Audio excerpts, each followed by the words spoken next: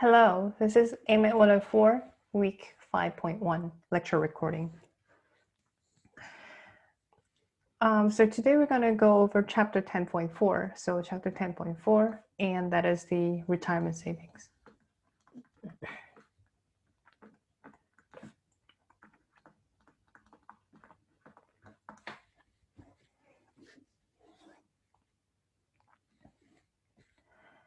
So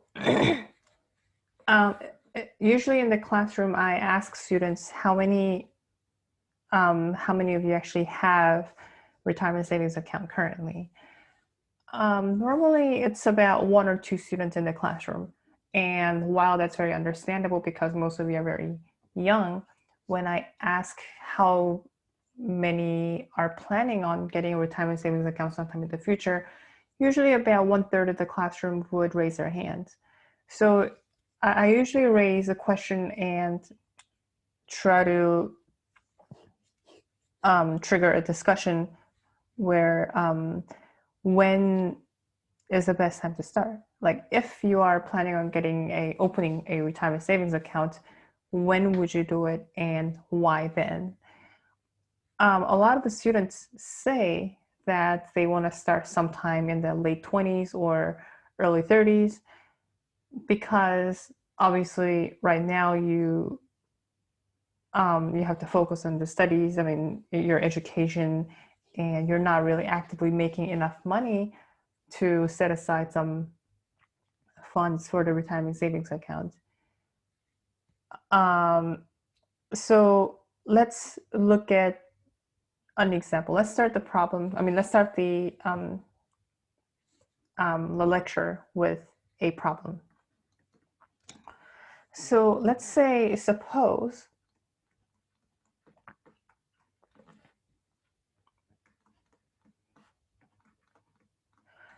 you plan to retire at 65 and you want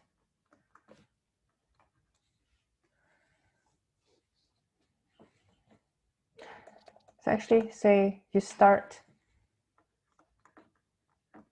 working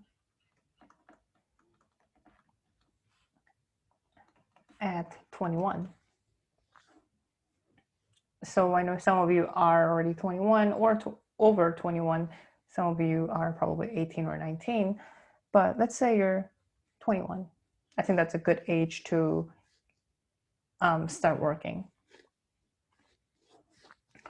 So if you start working from when you're 21 and plan to retire 65, so that is 44 full years of working. So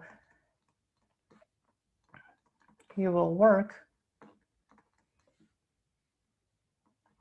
for a full 44 years.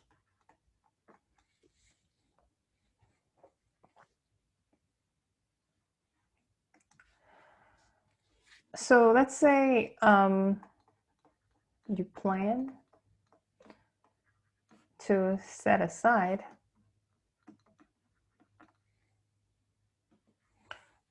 let's say $1,000 each year for retirement savings account.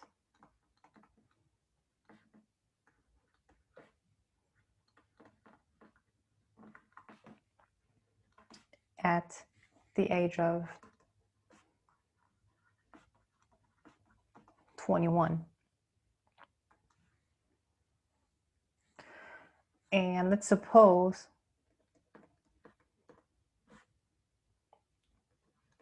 the APR is 6%.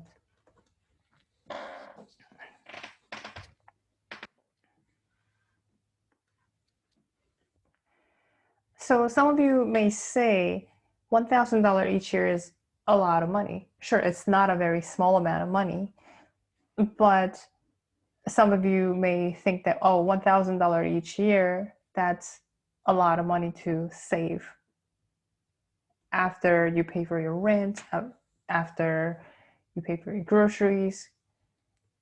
You barely have enough to go out. So that's what you might think. But if you really think about it, $1,000 is actually less than a cup of coffee a day. So if you buy a coffee, let's say you buy a latte, and that's about $3. So a cup of latte is about $3. Then this actually implies that $1,000 is actually less than a cup of latte a day for a year. I'm sure you can simply multiply the $3 to 365, and you should be able to see that that's actually greater than $1,000. Sure, of course, coffee is very important, and I drink coffee all the time, but if you can save $1,000, if you can set aside $1,000 by the end of the year, I think a cup of coffee, that's a very small sacrifice to make if you really want to save that much money. So let's look at this scenario. This is a very likely scenario, and it's very possible. It's always possible for you to save $1,000 a year. So let's look at the account, the retirement savings account that we're talking of here. So we know that we are saving for 44 years. Excuse me. And the APR is 6%. So APR is 0.06.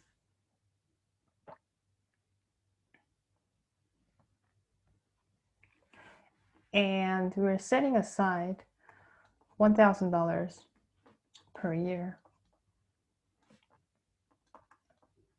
investment.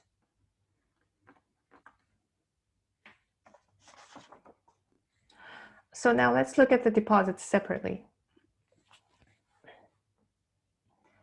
So at the end of first year, so let's say year one, this means at the end of first year, and you would have your first deposit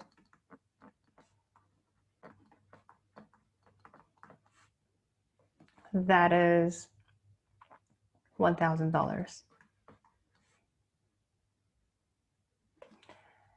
Then at the end of year two, that $1,000 have now accumulated 6% interest. So you multiply by 1.06.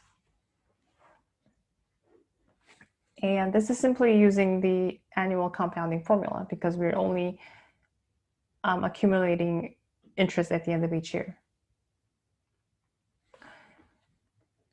At the end of year three, now that has accumulated another 6% on top of that. And now you see the pattern. At the end of year four, now you have 0.06 to the power of 3. And so time passes, and at the end of year 44, when you're retiring, this initial amount of $1,000 is now multiplied by 1.06 to the power of 43.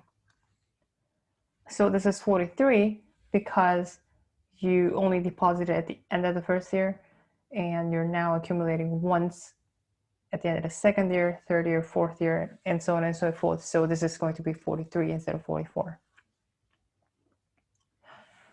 But we're not done here yet. So we only have found the accumulated interest and the initial deposited amount for the very first deposit.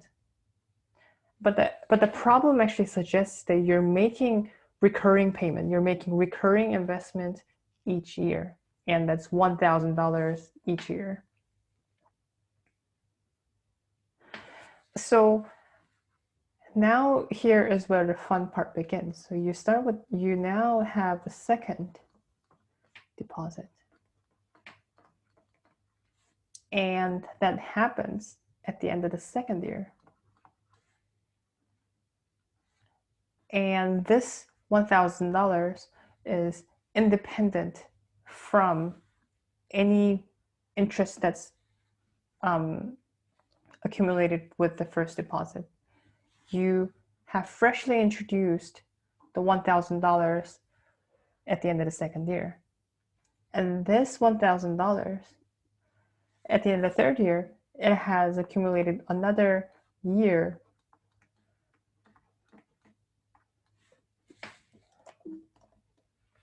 worth of interest. And at the end of the fourth year, this amount now has accumulated interest twice. And you see the pattern at the end of the 44th year when you're retiring, this has now accumulated interest 42 times.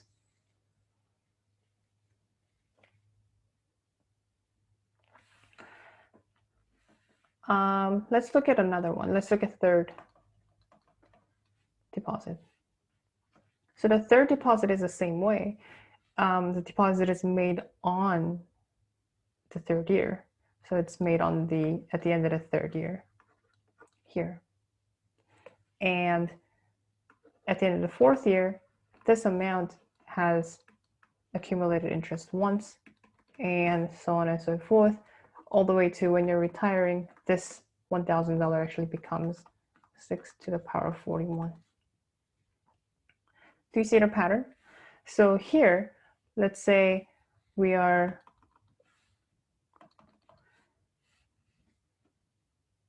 on schedule all the way up to, let's say, your 44th. No, let's do the 43rd. 43rd deposit is actually made on the 43rd year. And at the end of the year 44, so when you're retiring, that only accumulated interest once. It only made the interest once. So it's going to be 1.06. That's it. And this goes like that. And lastly, at the end of 44th year, you're making $1,000 deposit to your account on the 44th year. Obviously, this $1,000 did not make any interest, but I'm going to put it there just for the sake of the problem. So do you understand this? I feel like a lot of the times when I explain this, a lot of students have trouble understanding why I have to make separate columns for different deposits. I only made this column just so you can understand it a little better, just so you can have a visual understanding of what's happening with the money. So obviously, if you're making the deposit at the end of the first year, at the end of the second year, it's going to be 6% increased amount from the first year. So at the end of the second year, the first deposited amount becomes this much. So 1,000 multiplied by 1.06. However, at the end of the second year, you're also making additional investment of $1,000 separate from this initial deposited amount. So in reality, at the end of the second year, you would have $1,000 multiplied by 1.06 plus additional $1,000. That's how much you actually have in the account at the end of the second year. Similarly, we would have $1,000 multiplied 1.06 to the power of 2 plus $1,000 multiplied 1.06 plus the additional $1,000 at the end of the third year. So you should be able to see that the problem is asking for the recurring yearly investment instead of one big sum of investment in the beginning and not looking at it at all.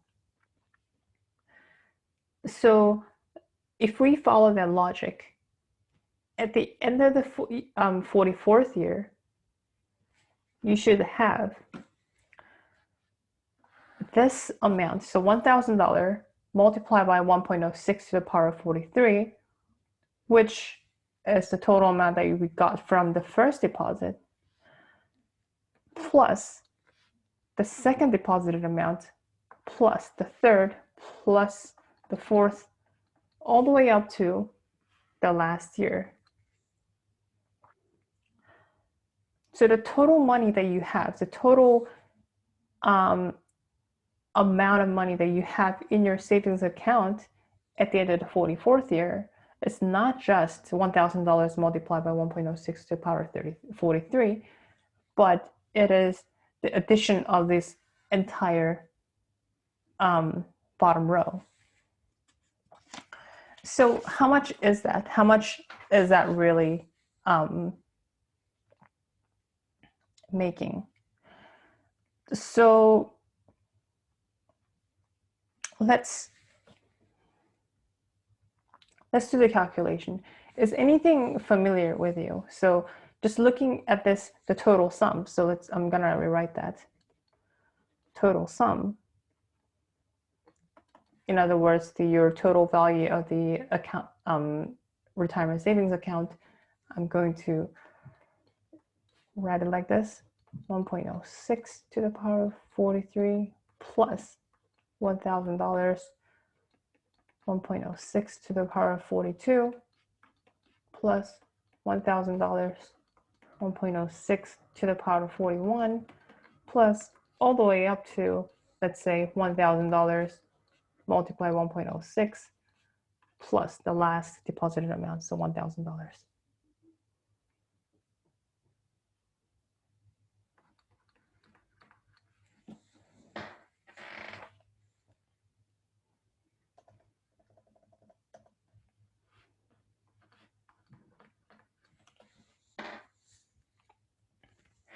So how do we actually calculate this sum? How do we find out how much money this actually is?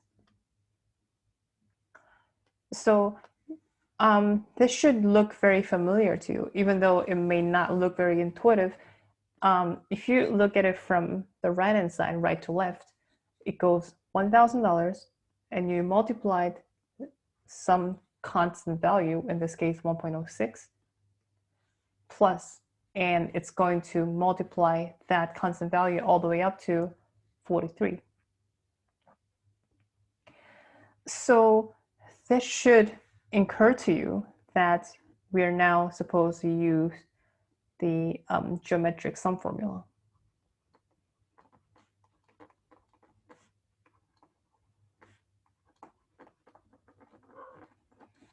So what is a geometric sum formula? Do you all remember what a geometric sum is? So we did this back in chapter 9.3. We were talking about the exponential growth model. So geometric sum formula, just to quickly remind you, is if you have the total sum of this initial population plus R, in this case, is the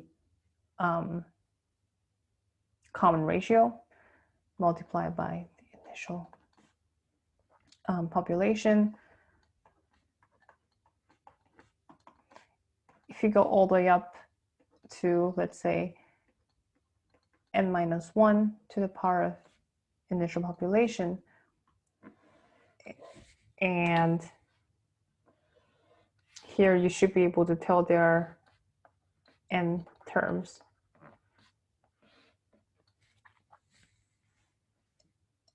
This is given as r to the power of n minus 1 multiplied by the initial population divided by R minus 1. So here we know that P0 indicates the initial population,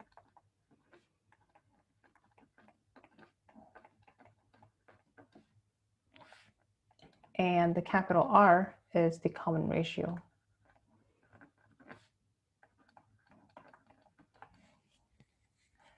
So if you do not understand what this does or why this happens, please go back to the lecture 9.3 and you should be able to get enough information on this. And I think the following lecture after I went over chapter 9.3 is when I did a lot of different examples using this.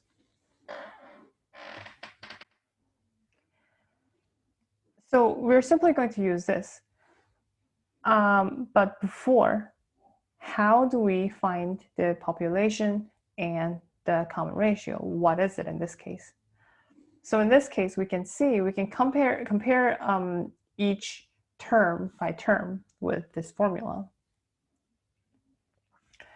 Then in this problem, we can see that the initial population is $1,000, or in this case, this will be the recurring payment of $1,000. And another thing is that the common ratio in this case is 1.06. And what is the n? So n indicates the number of terms. So from 1,000 all the way up to 1,000 multiplied 1.06 to the power of 43, we have 44 terms. So we actually have everything that we need to know to actually compute this. So I'm going to use the letter capital V to indicate the total value. So value of the investment. And by simply plugging everything in we know,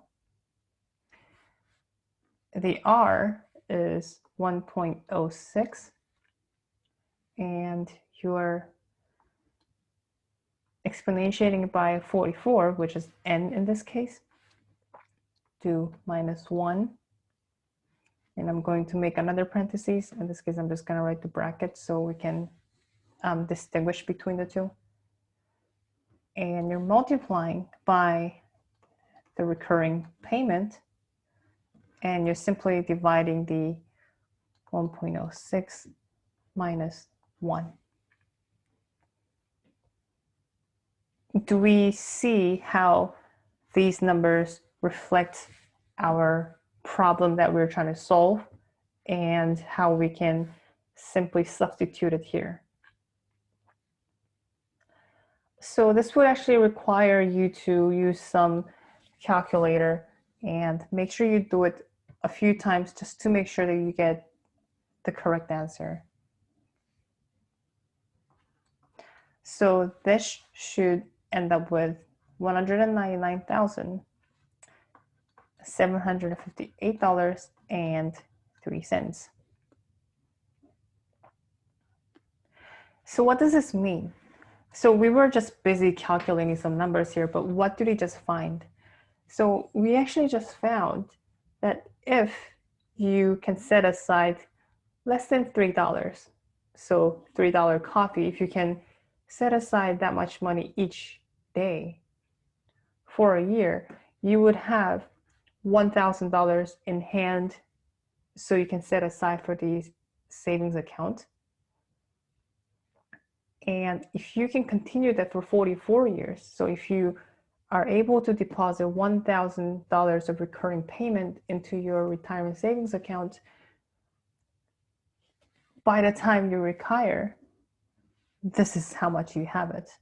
You have close to $200,000 in your account by the end of 44 years, by the end of 44-year savings. But in reality, you only really put in 44 payments of $1,000. So that's only $44,000, but this actually has accumulated significantly more money than what you have put in. So as you can see, the retirement savings can actually be very powerful. It is a very powerful tool, and I would like to encourage all of you to get it if you can.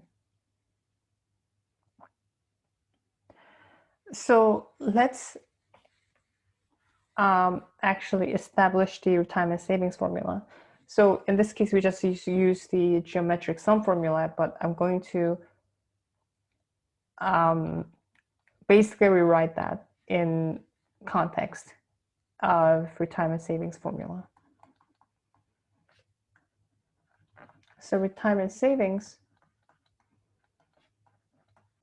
formula is actually going to be the V equals to P multiplied by 1 plus R to the power of Y minus 1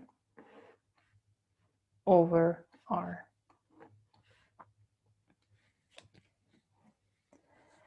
So here, the P is the annual contribution amount.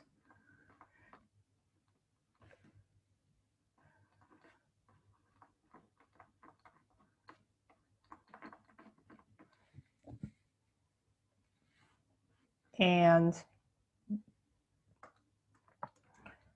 Y means that number of contribution.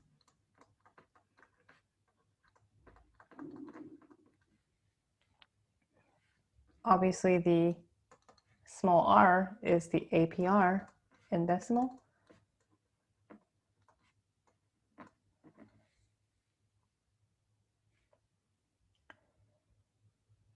And obviously, if you look at the retirement savings formula, we can see that the capital R was simply 1 plus R.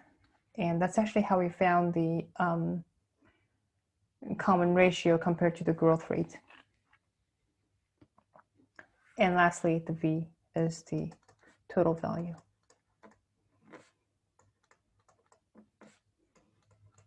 Of the account.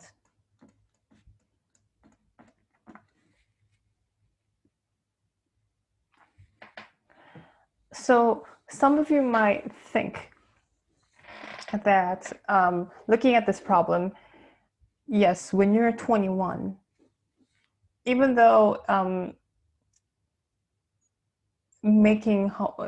aside $1,000 sounds as easy as not drinking a cup of coffee a day, in reality, you would have a lot of different expenses that you have to spend, and maybe for a lot of you, it'll make more sense to wait a few years until you're actually actively making a lot of money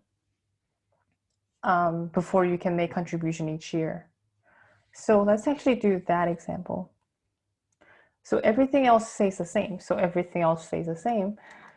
But let's suppose now that you want to save right now because you need that every penny and start the retirement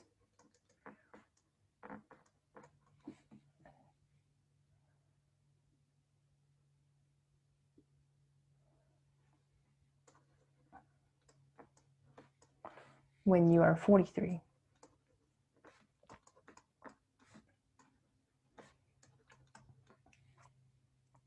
So by 43, you should actually have more stable income, and setting aside some funds will be more viable. It'll be easier for you to do so.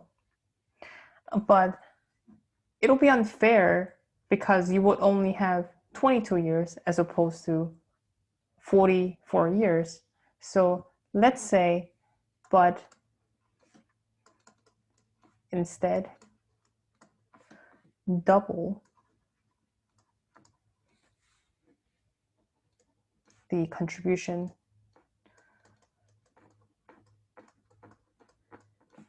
each year. So in other words, $2,000 per year for 22 years. And everything else stays the same. So you can see that you're actually making the same amount of contribution at the end. In the first example we did, we made $1,000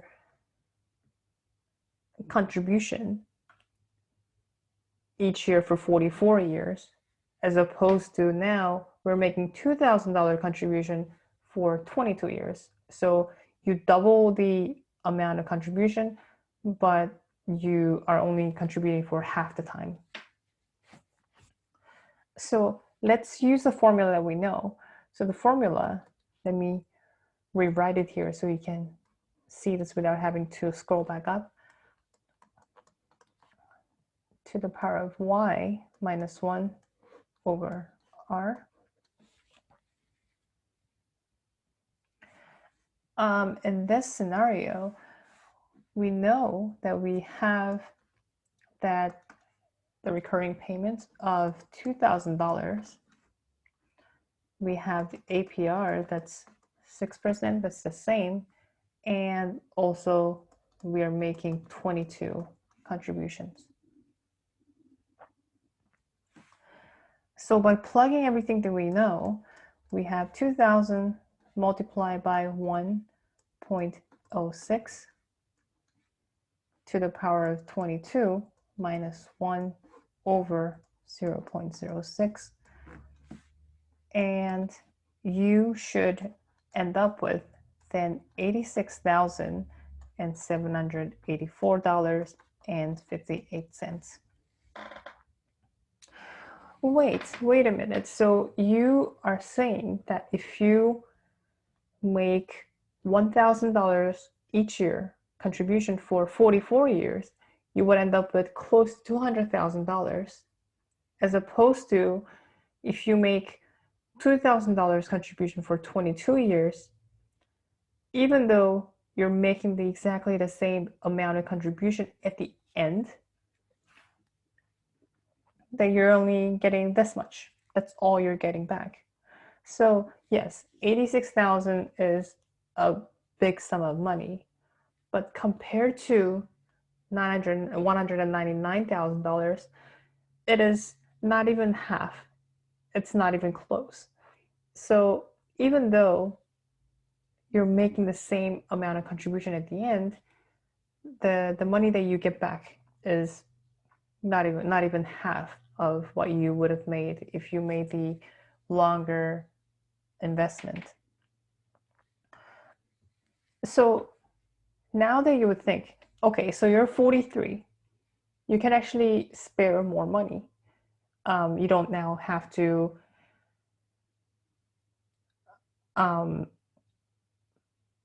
sacrifice a cup of coffee. You don't have to sacrifice a cup of coffee and still afford to set aside more money for the retirement savings account.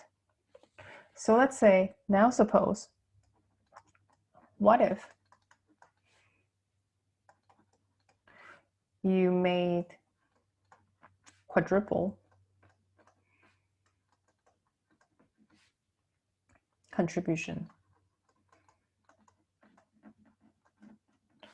In other words, in this case, this is $4,000 per year.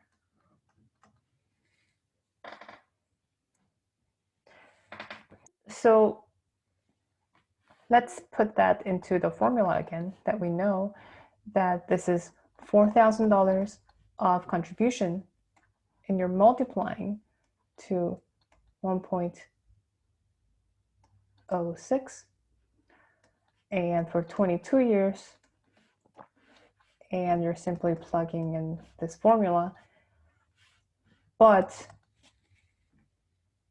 this should end up with 173,569 and 16 cents.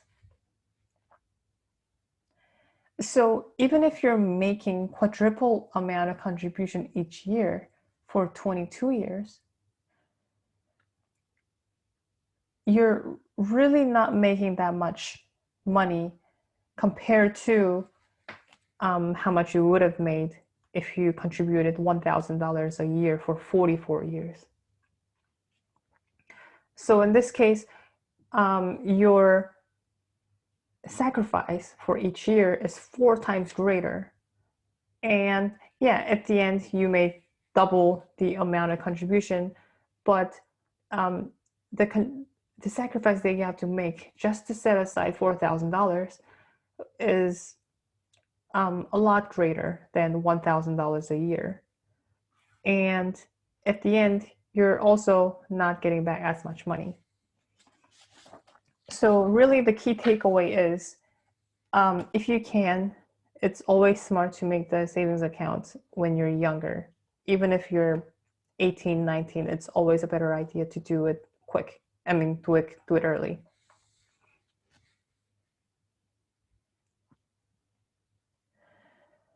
So let's do one more example.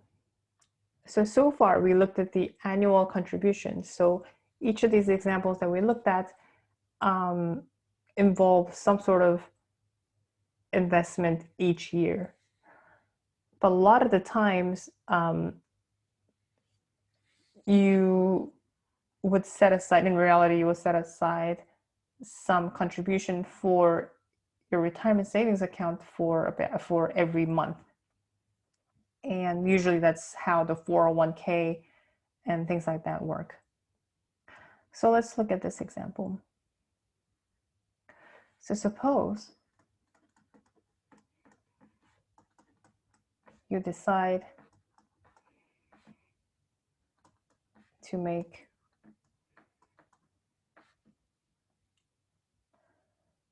monthly contribution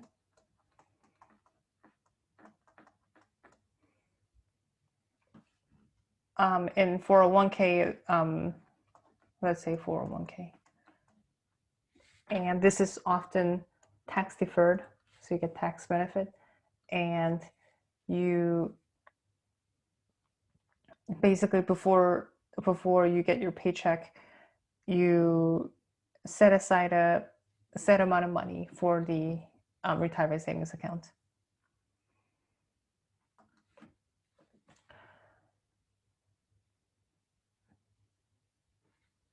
And let's say you have the same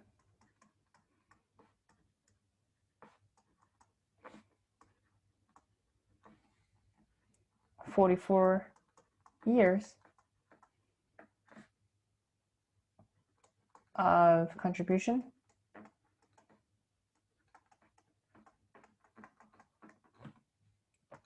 And 6% APR.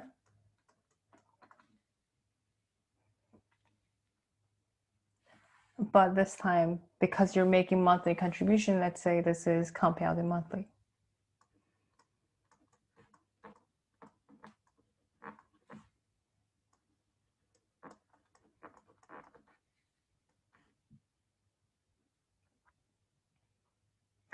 So when 6% APR is compounded monthly, this means that the periodic interest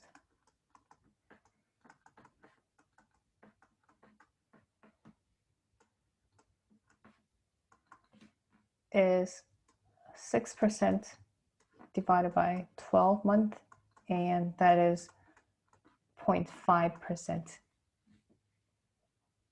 monthly percentage rate. And let's say you're making, so with contribution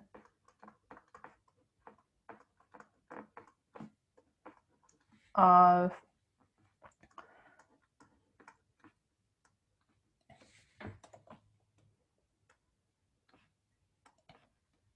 $83.33 per month.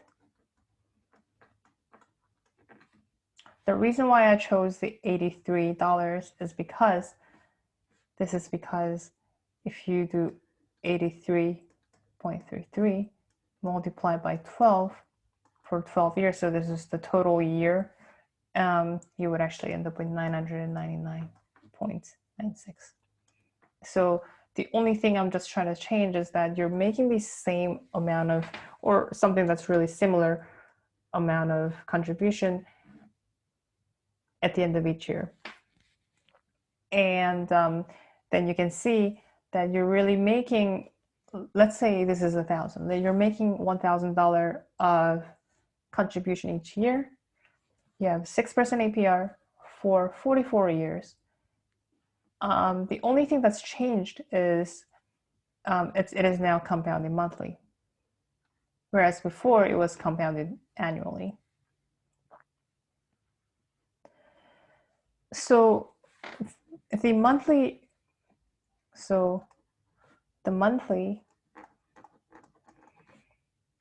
contribution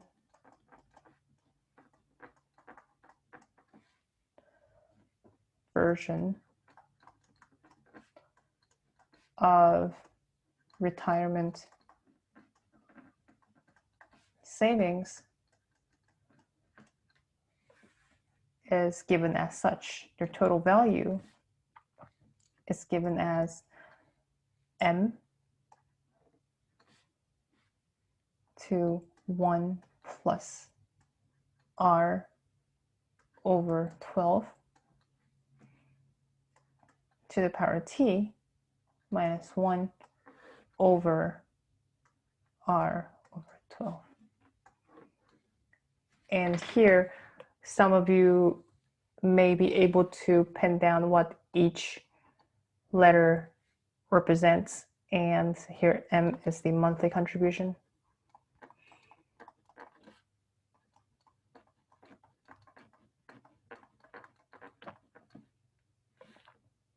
R is the APR, and in decimal.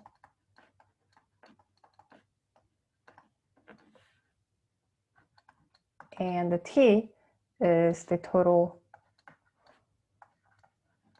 number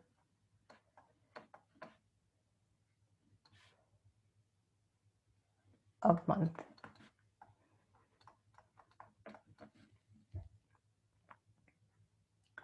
So in this case, we know that monthly contribution in this problem is $83.33. We know the APR is 6%.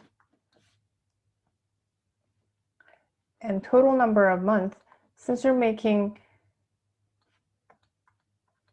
44 years of contribution, and since there are 12 months in each year, that is going to be 528 months. So we actually now have all the pieces that we need to solve this formula. So then we can simply plug everything in. We know what we know. So 83.33 multiplied by, so here R is 0.06, and we actually have found that the periodic interest, so this one, is 0.5%. So I am actually going to skip that part and say 0.05.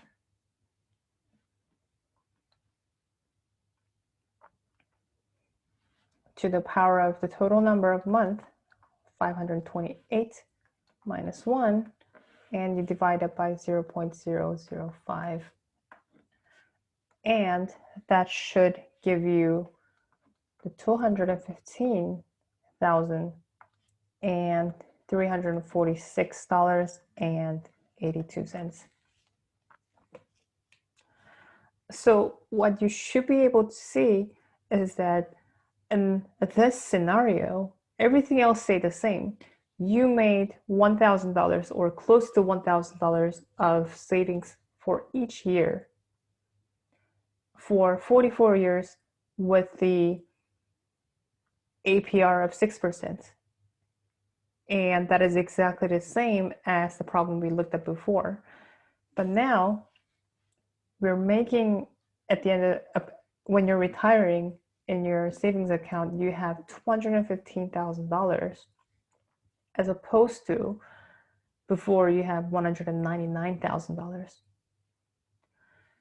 So as you can see, that's already a significant amount of difference. That's an extra $15,000 or more. And I think there is a value to it. So this is how the 401k is calculated oftentimes. And when you get a job, please go with the employer's 401k. I think I'm going to end the class here. And I think next class we should be able to look at a few different examples on the retirement savings. And if we have enough time, we may be able to go into the next chapter, but if not, that's totally fine. Have a great rest of the day, and thank you for joining the class.